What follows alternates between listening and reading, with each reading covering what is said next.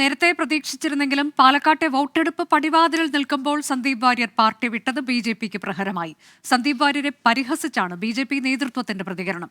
എങ്കിലും സന്ദീപിന്റെ ബലിദാനി പരാമർശം പ്രചാരണത്തിൽ ആയുധമാക്കാനാണ് ബിജെപി തീരുമാനം. അനുനയിപ്പിക്കാൻ ബിജെപി നേതാക്കൾ ശ്രമിച്ചിരുന്നെങ്കിലും സന്ദീപ് വാര്യർ വഴങ്ങിയിരുന്നില്ല. കെ സുരേന്ദ്രനടക്കമുള്ളവർ അവഗണിക്കുന്നുവെന്ന പരാതിയും സന്ദീപ് തന്നെ കാണാനെത്തിയവരെ അറിയിക്കുകയും ചെയ്തു. കെ സുരേന്ദ്രനോടുള്ള അതൃപ്തിയും കോൺഗ്രസിൽ ചേർന്നുള്ള വാർത്താസമ്മേളനത്തിൽ സന്ദീപ് തുറന്നു പറഞ്ഞു. ഞാൻ ഇന്ന് ഈ നിമിഷം കോൺഗ്രസിന്റെ ആഫീസിൽ ബഹുമാനപ്പെട്ട പ്രതിപക്ഷ നേതാവിന്റെയും ബഹുമാനപ്പെട്ട KPCC പ്രസിഡന്റിന്റെയും സാന്നിധ്യത്തിൽ ഈ ത്രിവർണ്ണ ഷാൾ അണിഞ്ഞുകൊണ്ട് ഇവിടെ ഇരിക്കുന്നുണ്ടെങ്കിൽ അതിന്റെ ഉത്തരവാദി കെ സുരേന്ദ്രനും സംഘവുമാണ്. പിന്നാലെ സന്ദീപ് വാര്യരെ കണക്കറ്റ് പരിഹസിച്ച് കെ സുരേന്ദ്രൻ ഉൾപ്പെടെയുള്ള നേതാക്കൾ. VD സതീശനും സുധാകരനും ഞാൻ എല്ലാ ആശംസകളും നേരുകയാണ്. സന്ദീപ് വാര്യർ കോൺഗ്രസിൽ നീണാൾ വാഴട്ടെ എന്ന് ഞാൻ ആശംസിക്കുന്നു. മുങ്ങുന്ന കപ്പലിലേക്കാണ് സന്ദീപ് പോയതെന്ന മുന്നറിയിപ്പുമായി പത്മജ വേണുഗോപാൽ ഉൾപ്പെടെയുള്ളവരും രംഗത്തെത്തി. സന്ദീപ് വാര്യരെ അവഗണിക്കുകയെന്ന നിലപാടായിരുന്നു തുടക്കം മുതൽ നേതൃത്വത്തിന്.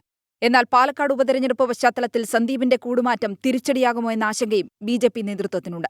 ബിജെപിയുടെ പ്രതിരോധം ഇങ്ങനെ: VD സതീശൻ ശ്രീനിവാസന്റെയും സഞ്ജിത്തിന്റെയും കൊലയാളികളുടെ ബന്ധുക്കളുമായി കൂടിക്കാഴ്ച നടത്തിയതിന്റെ പിറ്റേ ദിവസം തന്നെയാണ് സന്ദീപിനെ കോൺഗ്രസിൽ ചേർത്തത്. ബലിദാനികളുടെ ഫോട്ടോ വെച്ച് ബിജെപി വോട്ട് തേടുന്നുവെന്ന സന്ദീപിന്റെ പരാമർശവും ബിജെപി ആയുധമാക്കിയേക്കും. കോൺഗ്രസിലേക്കുള്ള കൂടുമാറ്റം ബലിദാനികളുടെ പേര് പറഞ്ഞ് ന്യായീകരിക്കാൻ ശ്രമിച്ചാൽ നേരിടുമെന്നാണ് നേതൃത്വം പറയുന്നത്. 24 പാലക്കാട്.